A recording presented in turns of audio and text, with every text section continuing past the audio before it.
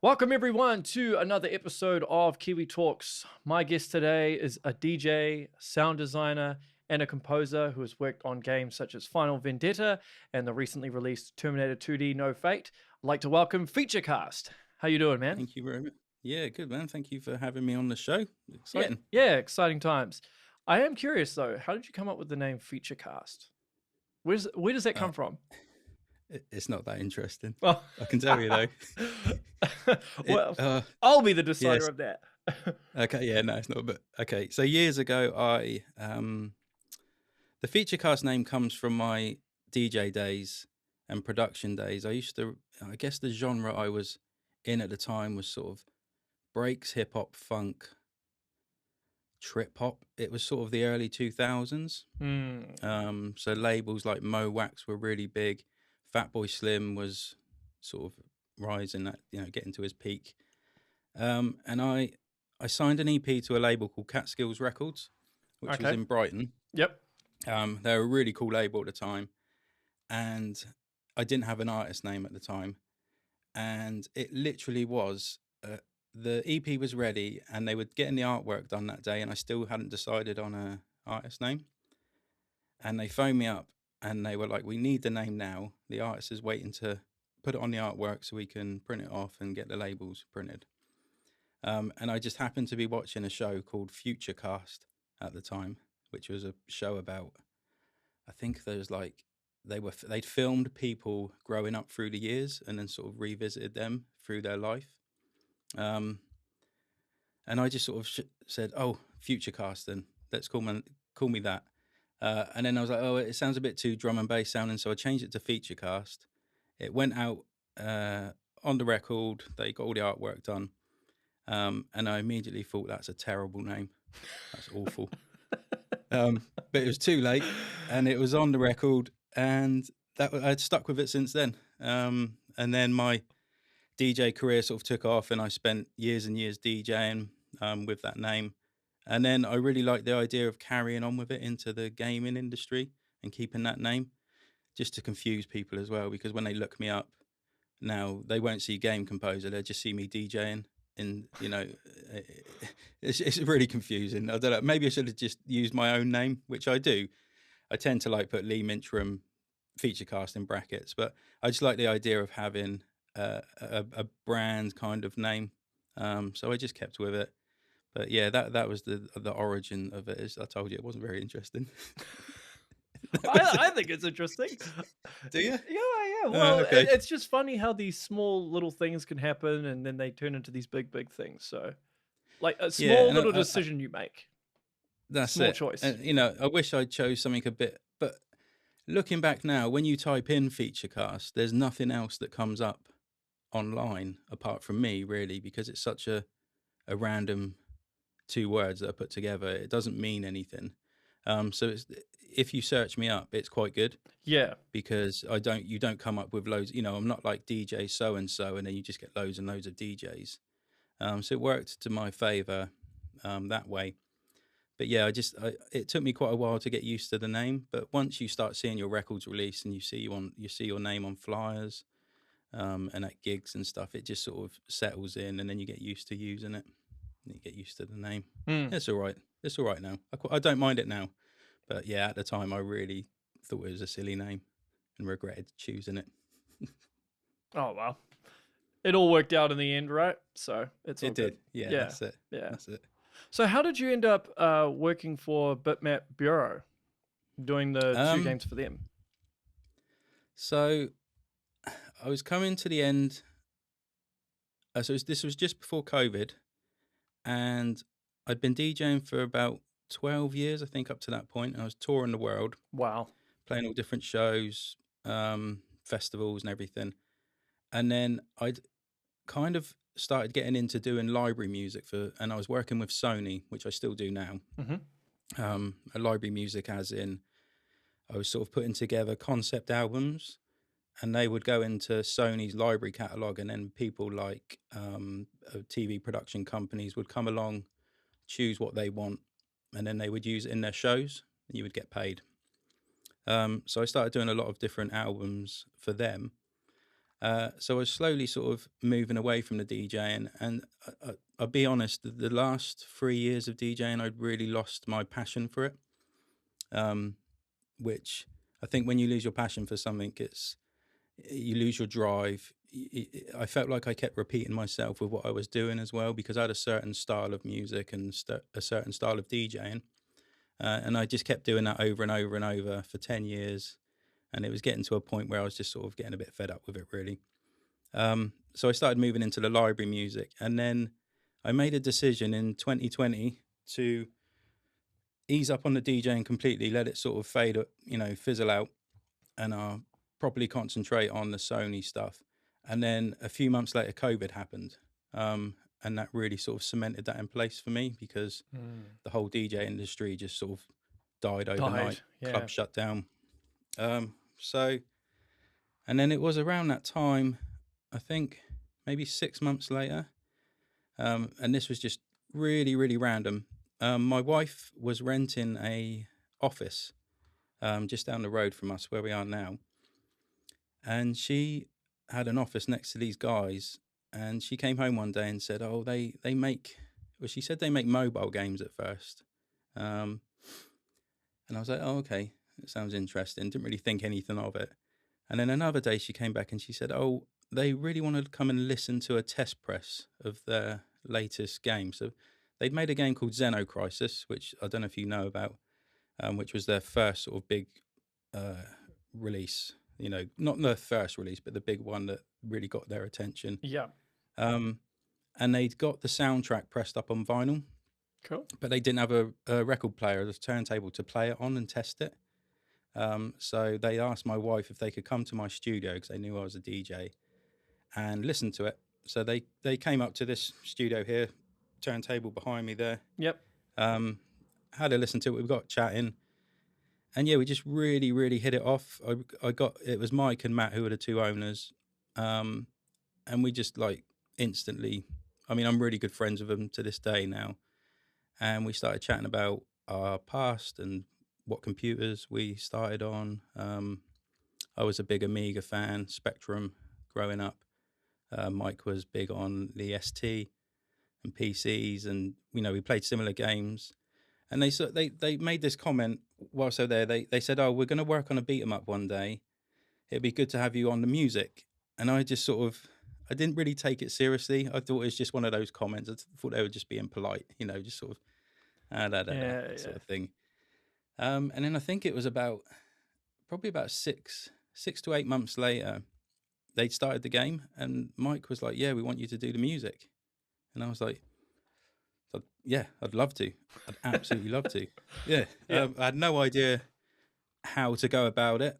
But I just sort of started putting ideas together. This was before I'd even seen any of the game, any of the artwork or anything like that. And just started putting ideas together. And then Mike said, "Oh, you could also do the sound effects as well." And I'd never ever done that. I mean, I've worked in audio since I was 15, but that's a specific kind of area that I've never dabbled in. But I said, yeah, I'll do that. And then sort of thought, how do I do that right after, how do I go about doing this? But yeah, just sort of worked it out and did the game, and it just got really well received from an audio point of view. So that's how it started with them. So you pretty much learned all this stuff on the fly while you were doing it. That's crazy for how good it is. That's mind blowing to me. Yeah, but I guess because, like I said, I've been doing music since I was 15, and I know Reaper and I know Logic and I know Ableton inside out. These are things that I know how to use. I know how to use all the plugins. I know how to sound design. So although I'd never made a punch sound in my life, I kind of knew how to go about getting that sound and getting the dynamics to it and getting the punch and getting the texture. I may not have realized the techniques that everyone else uses, but I kind of knew how to get it, if that makes sense. I knew what plugins I needed to use to a certain extent. So I had that kind of knowledge, but I just hadn't actually put that into practice or had that opportunity to create sound effects, if that makes sense. Yeah, yeah. But all the knowledge was there, I guess. And as I got into doing it, it kind of all came together and sort of started to make sense to me. It's been a bit of a weird sort of journey with it, but I think because around the time of doing Final Vendetta, Mike and Matt also asked me if I'd like to do the sound effects for a game they did called Battle Axe as well. So that was actually my first ever game that I did the sound effects for, because I started that before Final Vendetta. Because Final Vendetta, I was just doing the music at the time. So I'd probably say Battle Axe was the game that I learned to do sound effects on, and Final Vendetta was the game that I learned to do the music. So Yeah. how is it then when you go to Terminator 2D No Fate? Because with that, it's an established IP, right? So you're working within a certain set of constraints, which, depending on how you flip it, it can be a good thing or a bad thing because Yeah. it results in creative problem solving. Yeah. I think I'm in a really, and I'm really, really grateful for this. And I'm aware that I'm in such a unique position with my work that I'm pretty much just left to do whatever I want with the game. I understand that, like I say, I'm very new to this industry and I don't know a lot about the AAA side of things or anything like that. I only know what I do and what I work in and the company that I work with. But I'm basically, they let me do design the overall concept, the sound design, uh, what, where, and when music needs to happen, and they basically just leave me to it. So Now sorry, they didn't give you any direction at all? no, Wow. Okay. yeah, that's why I say I'm in a very unique position. I'm very, very grateful for that, Yeah. because I know that's not the normal. No, definitely But not. I also believe that, and I think they're the same with the pixel artists as well. They don't really put too much direction on them. You know, that if something comes in and it's not right, then they will say. And if I did a piece of music, I mean, I think they pulled me up on a couple of sound effects because they weren't quite hitting what, you know, as they should. But I'm a big believer in if you have artists and creative people that really love and believe what they do, if you, I'm not saying give them free reign, but if you let them express themselves, they'll do the best job they possibly can. And I feel that's what I was sort of given with my side of things. They sort of left me to it. On one side, it's very nerve-wracking because you've got no one giving you feedback as such. So you're constantly thinking, am I doing the right thing? Yeah. Then it's a Terminator license, so you're thinking, am I going to annoy all the people that play it? Are they going to like what I do? So I think I spent a couple of years on it because it was such a big soundtrack. And this is another reason the soundtrack's so big, is because they didn't rein me in. So it ended up 67 odd tracks. 67 odd Yeah, tracks. yeah. But did they tell you the length of the pieces that they wanted? No, So you were free to make it as long as you wanted. yeah. Because most of the Yeah. tracks are what, 2 minutes, 3 minutes? Around 2 minutes, yeah. I think Yeah. the mission music is generally around 1 minute. Yeah. And then the level music sort of 2 to 3 minutes, depending on how long the level plays out for. And cutscene music was obviously shorter. But yeah, it is like I say, I know I'm in a very unique position, and it's a very interesting position to be in. So you're kind of, I mean, the amount of times I was writing the soundtrack, and I'd probably be like 50 tracks in, and then I'd be, do you know what? I think this is all wrong. I need to scrap it all and start again. And I had that thought in my head, because you're not getting any feedback. You know, the only time I got feedback was when the game went in for testing, which was pretty much when it was finished or close to. The test reports started coming back, and people were saying that the music was a bit big sort of plus point to the game. So I remember it was around Christmas time, and I started getting those reports in, and I felt my nerves sort of ease back down again, because I thought, well, if people are reacting to it that way with testing, hopefully that will translate into the real world, which it did, luckily. But yeah, it's a it's a very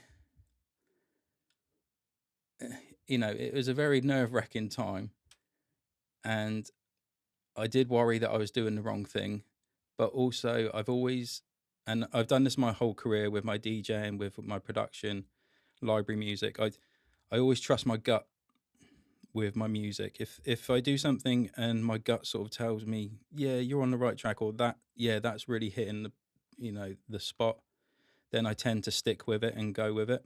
And that's sort of paid off. It paid off with Final Vendetta. It's paid off with Terminator. I'm hoping it pays off with the upcoming games as well. So, with the Terminator soundtrack, what was the very first track that you worked on? The title theme? No, actually the first. So also I have quite a weird way of working. I tend to. Okay. Yeah, I'm just a weird composer. Yeah. Everybody has their own methods. It's fine. Yeah, that's it. I tend to I think when I start a game, or this is what I have been doing, is I come up with an idea or a style that I want to, a direction I want to go in with it, but that doesn't necessarily mean that would be the direction I end up going. So I tend to write a bunch of ideas. I mean, for Final Vendetta, I think I ended up writing another 20 tracks on top that never made it into the game, because they were sort of finding my way, and my sound, and the right sort of feeling for the game. With Terminator, the first track I wrote didn't end up in the game, and it was completely different. It was more of a synthwave kind of sounding track, and I remember just sort of playing the game and playing that track alongside whilst playing the game. It just didn't really feel right, and it sounded too generic and uninteresting, so that got scrapped straight away.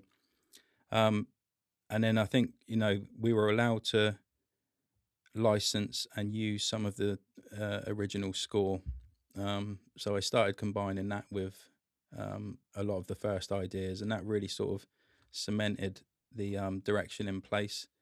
But then as things progressed, I got to boss levels, and then I thought, well, it'd be nice to do something a bit rocky. I'd never done sort of anything metal before, so it was nice to explore that genre. But the main thing was the whole tone. Everything I wrote, the tone had to be correct, and it had to feel like it was from that world. It had to feel ominous and kind of dark and moody, the typical kind of T2 sound. Yeah, well, a lot of the soundtrack, especially the parts that are taken right out of the film, it often at times feels like you took direct samples from Brad Fiedel's soundtrack. I don't know if you found the original samples or you used AI technology to remove the layers. No AI. No AI? No AI. No, I'm not using that. Because they sound exactly the samples that Brad Fiedel used. So that's why I was wondering. I'm like, did he use one of those stem remove the AI programs, or did he just find the original sample pack? Yeah. So I did a lot of research on the original score. That was another thing I did at the beginning. Sorry, I didn't mention that. I found videos on how the original soundtrack was composed, how it was made, what synths were used. I discovered that the CMI Fairlight was the main audio source behind the soundtrack. So you've got a good example would be the typical T1000, the ominous kind of drone sound, yeah. So that's basically a trumpet that's been pitched right down. Oh, interesting. And it's so I basically have I don't have an original CMI Fairlight because they're just unbelievably expensive, but Arturia do a soft synth version. It's very, very close to the original, so I used a lot of that. I also found all the original string libraries that he'd used in the original score. Recreated a lot of the metal hits. I even went to the point of, he did this thing in the original score where he got metal hits, but then he would pan one hard left and one hard right, and then he would delay one by like 20 milliseconds or something. So it would create this really wide stereo metal impact sound. And he did that with like a lot of his instruments and stuff in the original score. So I even did that in mine, just to kind of as a little sort of throwback. And there's so much in it, it's God, it's such a big soundtrack. It's quite hard to like remember everything on it, but there's quite a lot of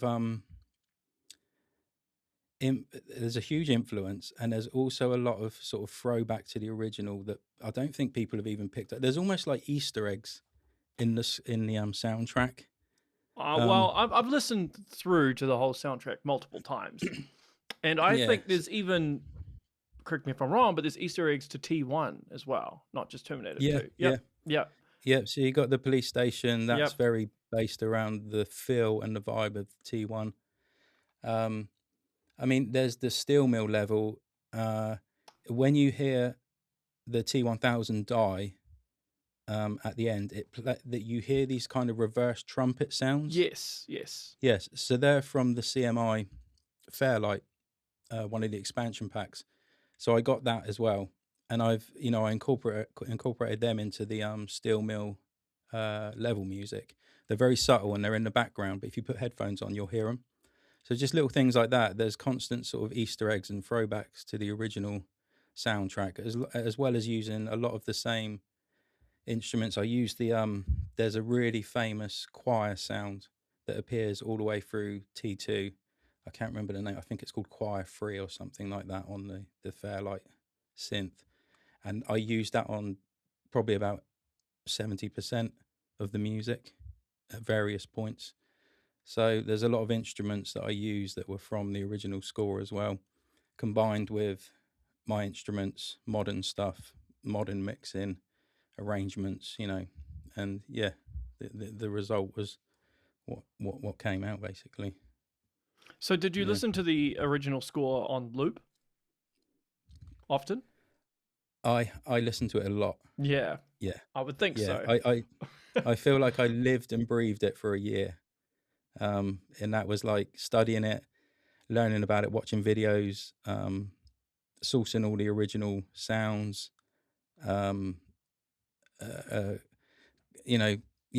just constantly sort of living and immersing myself in it, so it would translate into what I was writing.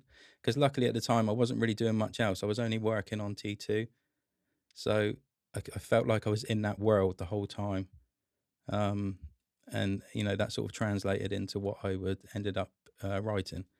And also I wanted the soundtrack to tie together quite well, as in there's different genres in the soundtrack. There's kind of 90s industrial for like the lab level. You've got dance music for the factory level. There's the rock music. You've got the kind of cinematic sounding stuff. And I wanted something that ties all of that together. And if you listen to the music, a lot of it uses staccato strings, very stabby kind of. And even the rock records have them in. The dance music has it in. Obviously, the more film sounding score stuff has it in. So I wanted that to be the thing that gelled everything together. So that's like a common theme through all of the music and all of the styles that I ended up using. Yeah. Well, it's very heavily melody driven as well. A lot of games I play these days, the soundtrack almost plays, well, it's in the background. It's more there to kind of just provide an emotional feeling for the player, but yours is very much front and center, and all the way through. And it doesn't matter if it's one of the T2 throwback tracks or one of the dance tracks or the metal tracks. So I'm not sure if you spent quite a lot of time trying to make sure that the melody was on point, or did it just come naturally? You don't Yeah, have I to be think so. modest. No, I think it was more about the feel than anything. The thing is with the original score is what it's amazing, obviously, but I personally feel that the main theme is the only piece of music in the well, not just the main theme, but the main theme is the main melodic piece. It's the thing that you remember. It's got the melodic hook. Yes, I agree. You know that theme, don't you? Yeah, yeah. But if I said to you, can you hum me the hospital escape music or something like that, you probably wouldn't be able to hum that back to me, would you? Well, I probably couldn't hum it back to you, but I know what it sounds like. Right? Yeah, Like and with that's the it with the drone, because because you've got two aspects. You've got the drone sound, and then you've drone. got the strings as well, Yeah, which plays into the T1000 theme. yeah. So that's the thing that when you listen to the original score, the hospital music, it's built around a drone, but there's no real strong melody or hook to it. It's more about the atmosphere. It's creating tension. It's creating the mood. It's creating the sense of danger and slight horror to it. Um, so I, other than the rock tracks and the boss tracks, I don't feel a lot of it has a lot of strong melody to it.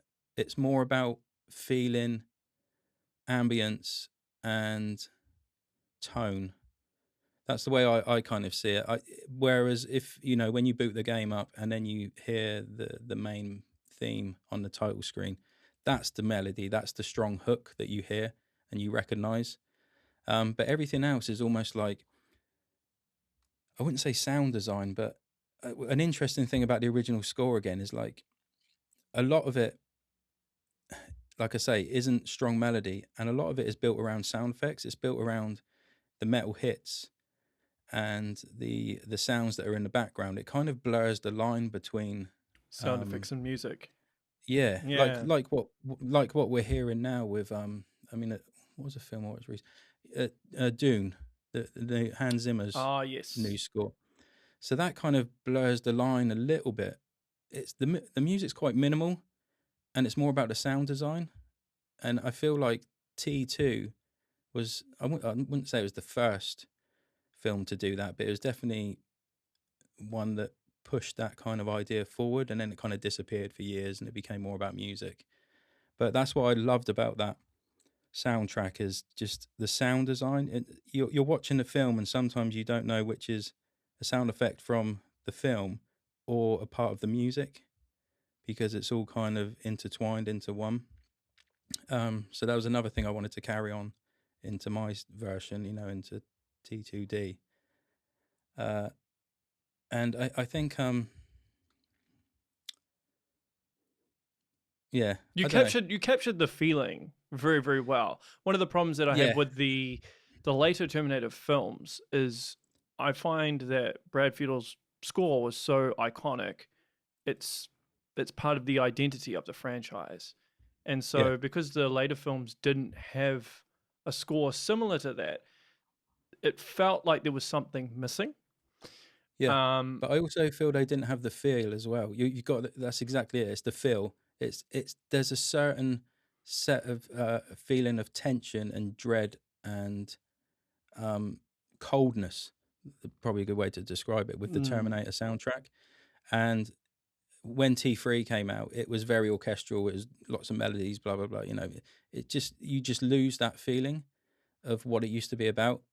So that's kind of what I wanted to translate into my score. I felt that that was one of the most important things, that I had to recapture the coldness and the dread of the T2 soundtrack, whilst also making it sound like it was from the 90s as well. And that helped with a lot of the instruments that I used, and it helped cement that back into the 90s and give it a retro sound as well, I feel. well, the game is a retro game at its heart as well. Yeah, So that helps yeah, as well. Yeah. yeah, So you did a really good job. So were you thinking about tempo? Were you thinking about instruments like with some of the future levels? Because obviously they're a bit more, I don't know, I suppose almost groove based at times. Um, yeah, Yeah, that was another big thing. One thing I noticed about the original score was the shifts in time signatures and tempos that he used is Yeah, they're really interesting. really weird at times, Yeah, so especially on I wanted to T1. incorporate. Yeah, oh yeah, and I think I read an interview with him because I don't think they didn't have MIDI back then, so he was kind of trying to sync everything up manually, and he was trying to. I think he said something like he was trying to control the machines, but the machines were controlling him, sort Yeah, of I've thing. I've That seen kind of that interview. Yeah, yeah. So I thought that was really interesting, and so that I was very aware that I wanted different time signatures on different tracks. So if you listen to like the police station in particular, a reference to the T1 film, the time signatures very sort of confusing at first. And even with like the rock tracks, I think it's Future War 3, the drums have kind of a shuffle to them, and a very kind of offbeat kind of feel that sort of feels like they're swaying back and forth, but it's still got that energy and that power to it. There's lots of other tracks that have different time signatures and jump back and forth between the two. But that again, that was another thing that I wanted to take from the original score and incorporate into my version of it. but your music sounds very full as well. Like I think one of the problems that a lot of musicians, or one of the traps they fall into, is there's too many layers, like layering of instruments. But Mm. it feels like a lot of the music that you made, it very much encompasses like a certain space and feels very full. I don't know if it's just something you did in the mixing or the mastering or whatever it was, but it was apparent to me while I was listening to it. I was like, this feels very full, doesn't feel muddy, doesn't feel like there's any type of phasing issues with any of the instruments. Like you'd specifically gone down the rabbit hole of the science of music and picked everything out specifically. I don't know if you did that, but it feels like you did it that way. Well, I am again. I have another a strange way of working. I tend to mix and write at the same time, which I know a lot of producers probably that's a big no-no. They tend to sort of write first and then mix after. Interesting. Um, and it's a bad habit that I've sort of developed over the years, but because I write that way, I tend to mix quite quickly and know what to do quickly. But it can take you out of, it does cause problems because it can take you out of the writing phase because you get into the technical side and then all of a sudden you're sort of out of that creative flow. So it Mm. does have its drawbacks. But the plus side to it is it means I can design a sound and fill a space with whatever instrument I'm working with. And I know pretty much how it's going to sound at the end because I've got more of an end kind of product that I'm working with rather than something rough and ready that needs a lot of work after. I kind of know how it's going to sound. So because I know how this orchestral string section that I've put in sounds, it means I can then, if I want layer stuff on top, and because the space has already been made, because I've mixed it all or I've chosen the sounds very carefully, it allows me to add more on top without it sounding too cluttered, I guess. Yeah. And it's something I'm constantly going back and forward between. So I'm always tweaking and tweaking, writing, tweaking, writing, tweaking. And I guess that style and that way of writing allows me to create bigger sounding tracks, if you like. But I don't necessarily feel my tracks sound. I mean, that's amazing that you think they sound clean and polished, because in my mind they don't, and they're never quite there, if that makes sense. But that's pretty much every I producer, I think that's guess. every musician, right? You see Yeah, the flaws in your work. Actually, I think that's every that's it. creative person. Yeah. Yeah, Yeah, yeah, so yeah, I wouldn't worry about it. I mean, I do heaps of these interviews. I go back and I look at everything I did wrong. It's perfectly natural. But yeah, yeah. look, I listen to a lot of music and it sounds very very full. Hmm, That I can definitely say. Yeah. So don't beat that's good. yourself up I too th- much. And plus, everybody loves the soundtrack. Everybody's raving yeah, about it, yeah. so it's That's all it. good. Yeah. I think also because of the style of game, because it was a '90s arcade game, the games that we make that guys make at Bitmap Euro. They're made to be played in short bursts. Yes. So I'm very aware of that. So the games that I make with them, we make the games. I like to make the games loud. I like a full sounding soundtrack. I like the sound effects to be really impactful, because you can get away with it because people play it for a short amount of time. It's not like they're playing it for hours and hours and hours, and they're going to get ear fatigue from constant explosions and really in your face music. So that's one of the beauties of working on games like this, is you can kind of, it's like an assault to the ears. It's like full on music, dynamic music, lots of bottom end and bass in my tracks. On top of that, you've got the explosions and everything on, sort of working around it. And it feels like it's a very intense kind of play, but shorter. Does that make sense? Yeah, it does make sense. Yeah. I actually Yeah. prefer shorter games personally, especially as I get Me older. too. Yeah, Yeah. like I don't have time for these like 100-hour plus games. It's too daunting. Yeah. So it's great what you did. Did you have much of a visual aid when you were working on this? Because you said with Final Vendetta you didn't really have anything to work with, or at least at first. But with Just at T2, first, yeah. were they providing you concept art or like a basic design of what a level would look like before you started composing to it? Or would you just compose and then as time went on you'd change it accordingly? So again, I think this is probably quite more of a unique position. I tend to play the game with them. So I get like an early Steam build, Okay. and I constantly play it.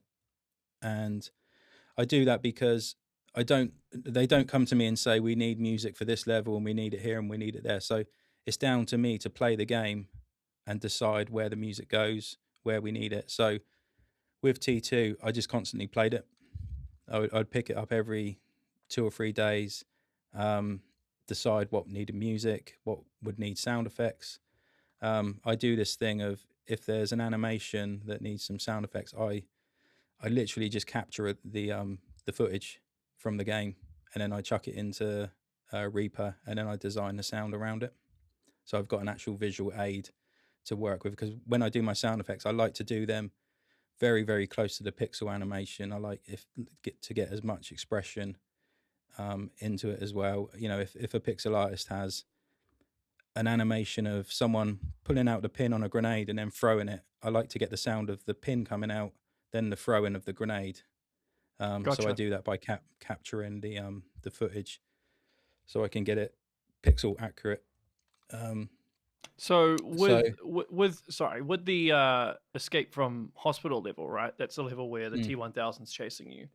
Because obviously there's specific points where the T1000 comes in, and then there's a switch in the music. Were you thinking about that the first time you saw the footage? Yes, that was something. The guys hadn't done that before, because they come from an arcade background, so it's more about the music plays at the beginning of a level, then your boss music happens, then you have your end jingle, And that's it. So I came in and I said to Matt and Mike, it'd be really good if we could layer some dynamic music. I think it'd be really good, like when the T1000 comes in, to have the music fade in and amp up. So that was something that they had to write for the game, because I don't know much about the code inside, but it's basically the engine that they use is their own engine, so they don't use anything like so not Unreal or Unity or anything like that. No, it's all their own thing. Custom engine. Yeah, and this is because they port the games onto older systems. Do you know about that? Yeah. And this is why they use their own engine. So in their own engine, the audio side of things is quite basic. So to do even like the layering of music, dynamic music, meant they had to rewrite some code and do some tricks and bits and pieces. And it was the first time they'd actually done it in a game. And I'm sort of pushing them every time to do a bit more and expand the audio engine. So But there's limits to what we can do because, you know, if a game gets then ported to the Sega Genesis, I don't think you can do like dynamic audio layering, or they probably could. They're pretty clever. They're pretty good. Yeah, they might be able to do it, but we've got to be a bit wary of what we can do and how far we can push it. Yeah, that's fair enough. You know. But, so how did you design the T1000's like footsteps and its blade and all that sort of stuff?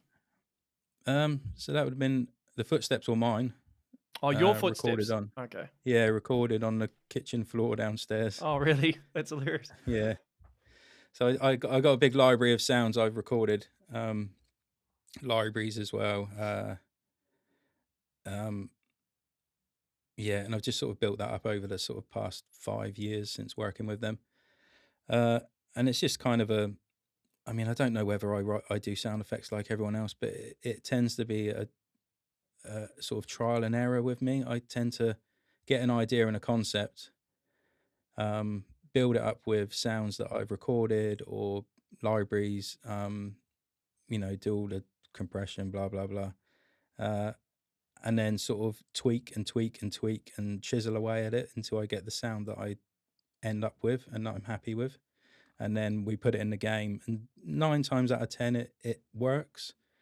But every now and then there might be a sound that just isn't quite right, so I end up replacing it or redoing it. And that's one of the good things about working closely with the guys is I can go back and forth at any time and replace stuff, and work with them closely, which is really good. I feel like I say I'm probably in a very unique position with those guys. You are, yeah. I mean, if you're working at a AAA game studio, that would not be the case at all. Yeah. Everything becomes more bureaucratic, I guess you could say. Yeah. Meetings upon meetings just to change like 2 things. That's it. But yeah, so you can obviously pick up my inexperience in this field so far, but well, you know, I don't think that's a bad thing. Sometimes that can be a good thing. And like, there's no right way or wrong way to doing sound design or music anyway. Yeah. And I'm a big believer in finding your own. I mean, I've done it with my whole DJ career. Is finding your own sound, doing your own ways of doing things creates your own sound, gives you more of a uniqueness. So I purposely don't listen to other game soundtracks. I don't know any composers. I don't listen to sound effects from other composers or sound designers. I just do what I feel is right for that game. And you know, but do you do that to purposefully avoid being influenced by it, or you just do it just because you don't really listen to that stuff anyway? I think mainly because I don't want to be influenced by it. That's fair enough. I mean, if there was a game that I'm starting a game at the end of the year and it's very, very different.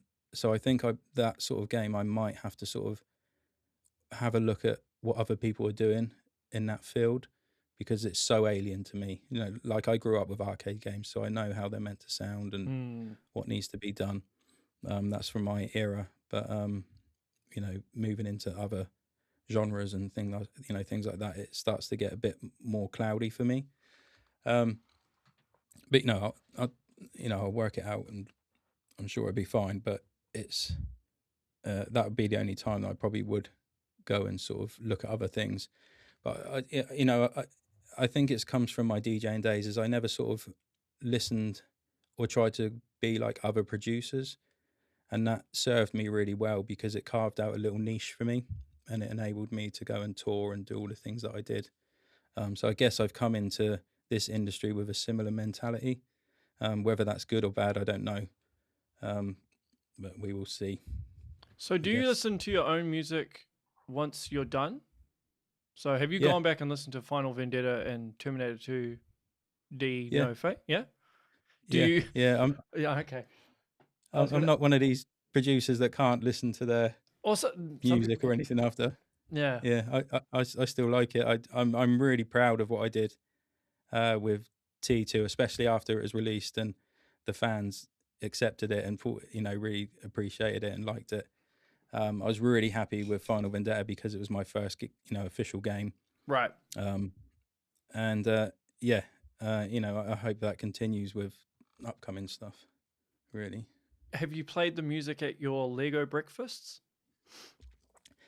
No, but I do chat to a few of the dads about it. Yeah. Well, you mentioned Terminator 2, and they'd be like, "Oh, wow." Yeah, I suppose that's the cool thing about a licensed property, right? Especially something like Terminator, because so many people have an emotional attachment to it. So it would be a very good way of sparking up conversations. Oh yeah, definitely. Yeah, I chat to a lot of the dads there, and they know weirdly where I used to do the Lego breakfast. To anyone that doesn't know, it's just for dads and kids to come along and sort of spend the morning together. It's a way of connecting dads and sort of getting them chatting for mental health and things like that. But it used to be below the offices of where the game studio is. But we've now moved it to around the corner. So it's going really well, and the dads know about what I do there, and they know a few of the guys from the gaming company. So they're always asking about T2, and then a few of them came in recently and they'd bought T2, which is nice that they supported us. But yeah, it's cool. It sounds like your career is very much the epitome of it's not what you know, it's who you know. It sounds like you've connected with the right people at the right time.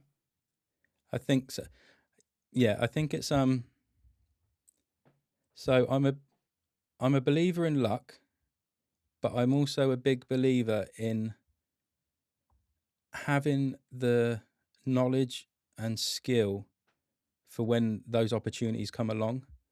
So had I not learned music inside out and sound design and synth design, when Matt and Mike came along and said, "Oh, do you want to do music for Final Vendetta?" If I hadn't learned those skills and been in a position where I could just say yes, that's the key thing to it. I think, I think over the years I've had lots of opportunities. I've been in the right place at the right time, but I've always had the ability to take those opportunities on. And then sometimes I've missed opportunities because I've not felt I was capable of enough of doing what they were asking, so I've turned them down. But I've got to a point as I've got older where I just feel confident enough in my work and my ability that I just say yes to most things. That's cool. Especially things that interest me.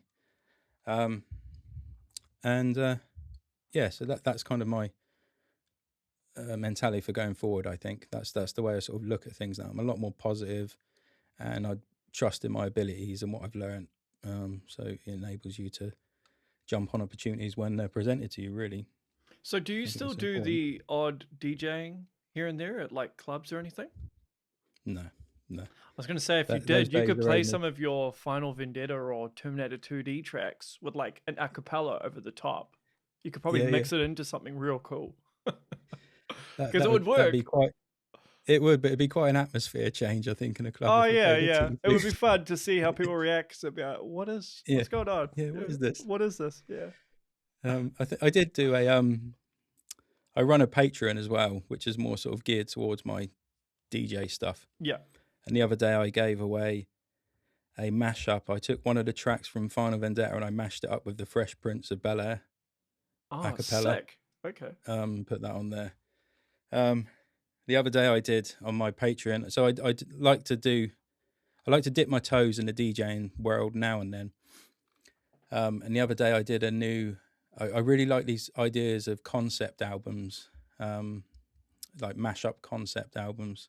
I don't know if you know of, I think it was a producer called Danger Mouse years ago did an album where he mashed up the Beatles' White Album with one of Jay-Z's albums, and he called it the Grey Album or something like that. I think it must have been the Black Album or something. Didn't you like that. You did one with like, was it Nas and Queen? Yes, yeah. So I did one, called that Queensbridge, because that's where Nas is from. But recently I did a new one, which was mashing up 80s and 90s nostalgic kids TV with Cypress Hill, and then I used AI to create some cartoon cartoon voices for Homer Simpson, Cookie Monster, Alfred Hitchcock, a couple of others. And then I got the Cypress Hill acapellas, put them into it, and it spat back out Homer Simpson rapping the acapellas. And I then combined them with the mashups and the beats that I'd made into this really weird album that's just bizarre but quite entertaining to listen to. You'll have to send me the link. I'll need to I listen will. to that. Yeah, Yeah. yeah. That sounds It's very, so very hard to interesting. explain, and it's all tied together with, again, I wanted to do this. It was like a creative itch that I needed to sort of get done. It was kind of combining sound design with mashups with a bit of AI, because I wanted to use AI in a creative way. So then a lot of the tracks are tied together with like, it sounds like someone's flicking through a TV channel, and then it goes through different, like He-Man cartoon will come on, and Thundercats, and then you'll get to the Muppets, and then all of a sudden Be Real from Cypress Hill starts rapping over the top of the Muppets, and then Cookie Monster starts rapping alongside him, and it jumps back and forth, and then it goes to another track, and then it goes to Streets of Rage 2. It's really bizarre. I'll send you the link. You have to have a listen. Yeah, I'll definitely be keen to listen, because It's hard to explain. yeah, I'm trying to imagine it in my head, and Yeah, I it's just not something you can imagine. You need to hear it. yeah, because I don't know how that would work cohesively, but It you does. obviously made it work, so it's cool. Yeah. So I have a few questions from the community. Maybe Okay. you can answer them. Maybe you cannot. We'll see how we go. Oh, okay. Okay, so we've got one here from Qlacious. Can you please ask him what drives his composition for licensed material? Does he try to do it right by the fans, or is he more of a, this is my vision of how Terminator sounds, and if you like it, cool, but I don't care if you don't? Oh, no. Definitely the fans are very, very present in my mind when I'm doing the music. Like I said, I thought I was doing the wrong thing a lot of the time, because I was worried about the reception from fans mainly. I also want to do right by the original score, because it's so precious and loved by a lot of people, even by me. And that's the main thing. The main thing is I'm a huge fan of T2. So I wanted to do a really good job as well. So it's a combination of all three. But I think paying homage to the original and kind of trusting my gut on what I would like as a fan, I hope that translate into fans as well. You know, what would I like to hear from a T2 score soundtrack in an arcade game? But yeah, the fans are always in mind, and like I say, it was very nerve-wracking time coming up to release, but luckily it went well. Yeah, I bet. Did you have any imposter syndrome at any time? Like, what am I doing? I'm not cut out for this. Time. Oh, really? Yeah. Okay. Yeah, I have that all the time. Yeah. But you just push through it. Just push through it, and then some days I wake up and I'm just like, hey, I know what I'm doing. Yeah. And then sometimes you wake up and you're like, am I doing the right thing here? Or should I be doing this?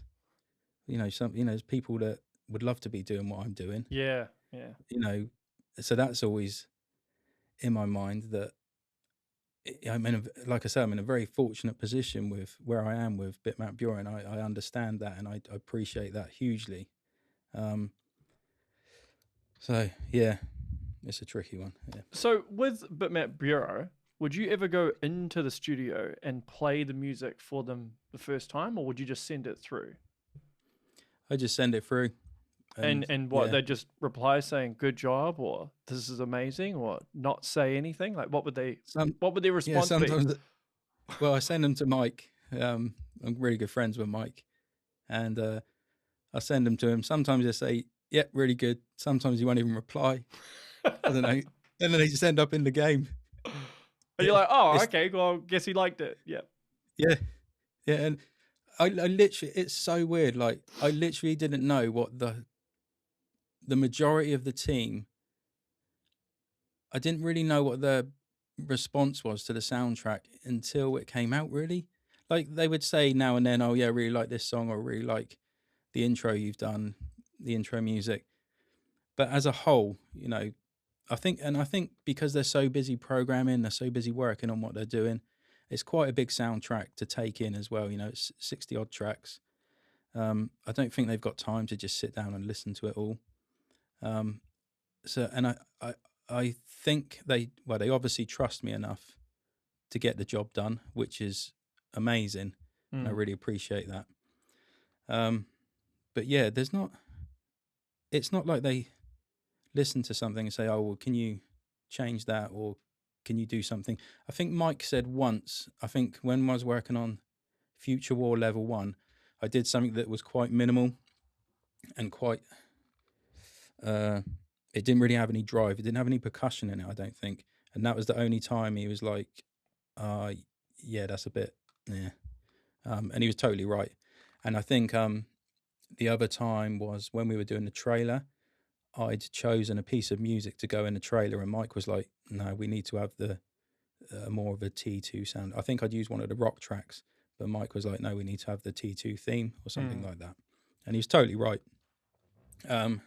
And it's good to have that feedback, because you can get really clouded and, in your own head when you're working on something for so long. Yeah, that's true. Especially when you're not getting much direction as well.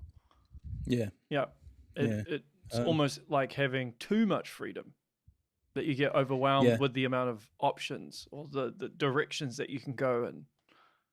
That's it. Yeah. Yeah. But I think I'm quite good at reining myself back in and keeping tabs on that sort of thing. That's good. So the lack of feedback I might get from the team, I'm quite good at reasoning with myself and, sort of being a bit critical, but in a good way. But yeah, like I say, it's such a unique position to be in, and strange, but I don't know anything else because I'm so new to this. I think it's a good thing in some ways. Yeah. All right. Next question is from Sissy is in Serenity. Interesting name. What is your favorite moment from Terminator 2? Scene, line, anything. Probably the truck chase. Yeah, it's pretty good. Which truck chase? The N one or the first one in the canal? The canal chase. The first one in the canal. Oh yeah. That's iconic. I actually watched that again recently, and I never get over the shotgun flip that Arnie does on the bike. Yeah. Yeah. Did you see they got that in the game as well? Yeah. It was, yeah. Yep. Oh. The attention to detail. Yeah. Brilliant. Yeah. Yeah. I think probably that's the most. I don't know. That just if I just think of T2, that just always springs to mind. That scene. It's yeah. Did you watch it when it first came out in theaters? Because I was too young. I didn't. I missed it in the cinema for some reason. I don't know why. I remember being out. I used to play with remote control cars, and I remember I was driving my car with my mate, and his mate turned up, and he'd just come back from the cinema and seen T2, and was going on and on about how amazing it was. And for whatever, I don't think I ever went to the cinema that much as a kid. I go all the time now. I love it. So yeah, I think I must have watched it when it was on video. But it's something that I wish I'd seen in the cinema. Yeah, especially at that time, because they were really pushing the boundary in so many ways, especially with the visual effects. But yeah, I mean, you can just tell by that canal chase, the way it's shot. Everything's in frame. It's just so ahead of its time, that movie. Yeah. In so many ways. Yeah. It's crazy. Cool. All right. Final question. This is from Eastern Shore Mouth. What are your 3 favorite instruments? VST instruments or real instruments? They haven't said, so whatever. How about both? You can do both. How about that? Well, I don't play really any live instruments because I'm not very good at that side of things. I go to VSTs, so it would be something by Arturia, because they are literally the most amazing plug-in company. Going to have to pick something now. Oh.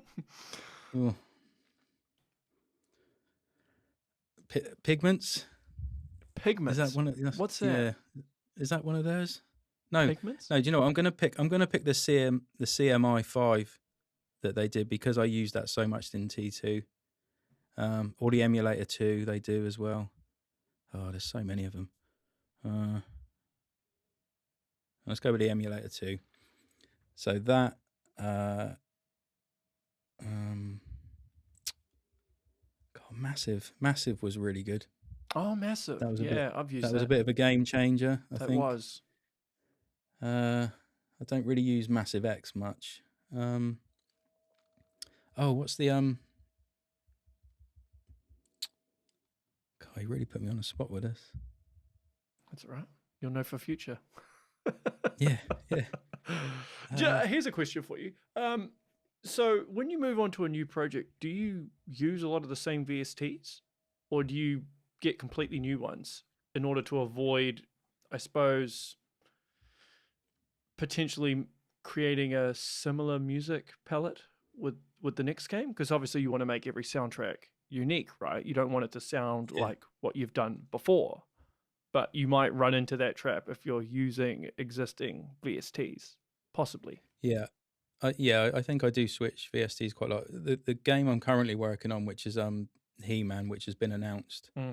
I'm doing a little bit of music on that, and I'm using a old Roland sound canvas, which is kind of the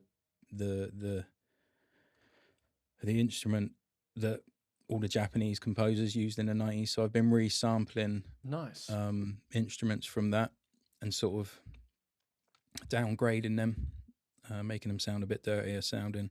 So it sounds like a Capcom soundtrack, basically. It's got that kind of feel and energy and sort of characteristic to it. So that's very much got its own sound. It's very, very different to T2, completely different actually. And then another game I'm working on, which I can't talk about, but that's very much in the kind of synthwave world, I guess you would say. Very dramatic sounding, lots of lush pads, very atmospheric, huge sounding. So yeah, everything I like to approach every project and make it sound very different to the last. Like I feel like Final Vendetta doesn't really sound anything like T2. No way. He-Man won't sound anything like T2.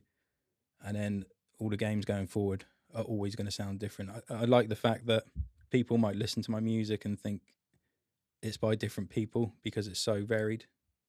And it also keeps it really, really interesting for me because you're not just repeating yourself with the same techniques. The only thing I will use the same plugins, so I always use FabFilter plugins. I love those plugins, so I use them on everything from the sound design to the music. So they're always being anything that I create. But yeah, I try to vary it up, definitely. I think it's good too. Cool. All right, Lee. Well, I'm going to wrap up there. This has been amazing. Thanks for the chat. Thanks for sparing me some of your time. If anybody wants to keep up to date with you, where can they follow you? And obviously your Patreon as well. Yeah, so I have a Patreon. I think it's Patreon Featurecast or something, but that's geared towards the DJing side of things. You can follow. I'm on Instagram with my Featurecast page. That's where I sort of update most of what I'm doing in the gaming world. Facebook I don't really bother with too much in these days. And then I have featurecast.co.uk, which is my website, but that's just to kind of showcase what I'm working on or what I've worked on. So other than that, yeah, just follow me on Instagram. Best place. Cool. All right. That is the show, everyone. Make sure you share, like, and subscribe. And until next time, stay safe.